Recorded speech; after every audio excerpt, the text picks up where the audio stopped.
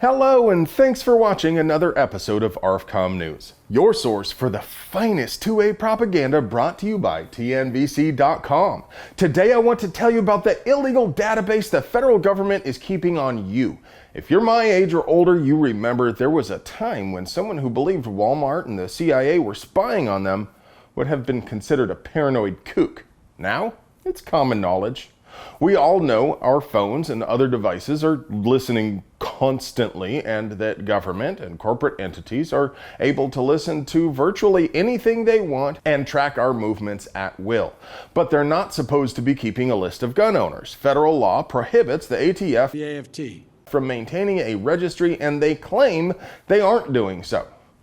But a report uncovered by the Gun Owners of America recently indicates that's exactly what they are doing. The AFT has over 1 billion firearm sale records at its facility at 244 Needy Road, Martinsburg, West Virginia. The vast majority of these records have already been digitized and are fully searchable except for the buyer's name, but that's not because the AFT is unable to search that field. It's because the AFT currently has those fields disabled voluntarily in their own software.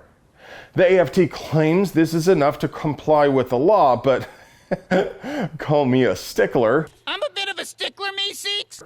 I would say that a system containing a searchable database of firearms, firearm owners, and firearm transactions is indeed violating the law that says the government can't have any system of registration of firearms, firearm owners, or firearm transactions or dispositions. Just because agents can't actually look up all the guns a particular person owned without first opening up a ticket with, like, IT or something. I mean, are we just supposed to trust them not to use their illegal gun registry as an illegal gun registry? I don't know, maybe I'm being paranoid. I mean, it's not like this same agency has been caught multiple times lying to Congress and the American people. Okay, so the AFT obstinately maintains an illegal gun registry in blatant disregard for federal law, and now they're trying to expand that illegal registry by telling dealers they must store every single transaction record until the end of time or hand them over to the AFT instead of destroying records older than 20 years. So what can we do about it? First, if you own a gun shop, I urge you to destroy every 4473 that's older than 20 years before August 24th. Second, call, email, or show up at your Congress critters' offices to tell them to hold the AFT accountable. And finally, donate to the GOA, SAF, FPC, or any other real gun rights organization.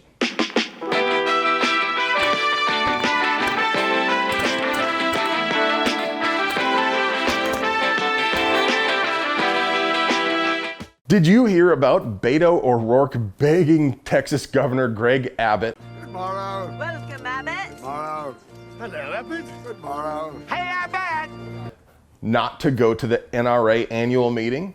What's that, you say? Well, remember Beto, actually his real name is Francis, is that control freak politician who decided to withdraw from his presidential campaign in spectacular fashion by making the unprecedented move of saying the quiet part out loud. Really loud. Hell yes, we're gonna take your AR-15.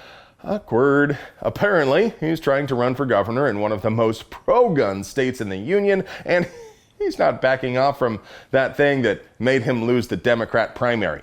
Beto tweeted, "Governor Abbott, if you have any decency, you will immediately withdraw from this weekend's NRA convention and urge them to hold it anywhere but Texas." Demonstrating gun control extremists still believe the NRA is an effective gun rights organization and that he has no grasp whatsoever on logistics or reality. Sure, Abbott is going to do an about face on his own positions, then convince the NRA to abandon months of planning, scheduling, and coordinating and millions in fees for facilities and services because he had some feels. Beto also stood up and babbled incoherently about his extremist views at a press conference for a recent shooting. He seemed genuinely confused about why his voice wasn't being magically amplified like the folks on the stage. Probably like the patriarchy or something. Industry news. I realize I've been slipping and haven't brought you much industry news lately, so I'm going to try to make up with that with a whole grip of new product announcements. Zev Technologies announced a new folding version of their Zev Core Elite that now comes standard with a Law Tactical folding adapter. It comes with a long list of semi-custom features like the bronze-colored 10.5-inch 1-in-7 twist match barrel, H3 buffer, and ambi charging handle. Altogether, you get a tricked-out AR set up from the factory with a lot of premium features. MSRP is $2164.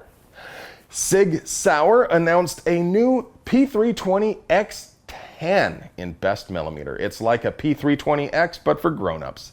So it still has the same modular design as the rest of the P320 line, along with some of the nicer features of the X line, like that flat trigger and high undercut on the trigger guard. It's got an optics-ready slide, cut in the RMR footprint, tritium sights, and comes with two 15-round magazines. MSRP hasn't been announced yet, but based on other offerings in the line, I'm going to guess this will probably be in the neighborhood of about $1,000.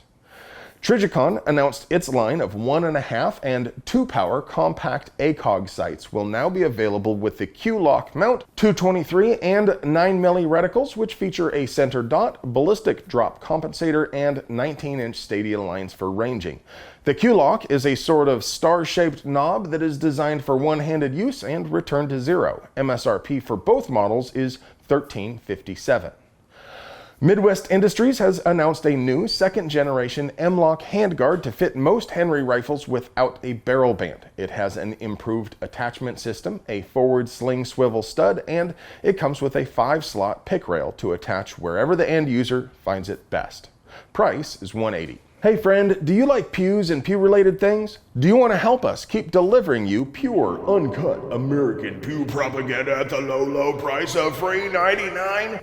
We literally couldn't make this show if it wasn't for the generous support of TNVC.com, purveyors of the finest non-GMO night vision devices handcrafted from fine Corinthian leather in the old world style. But in addition to night vision, they also have mounts and lights and training and swag and all sorts of other non-GMO gear to make you the bump of the night. And remember, if you aren't subscribed to our channel, you make puppies cry and Captain America is very disappointed. I love you.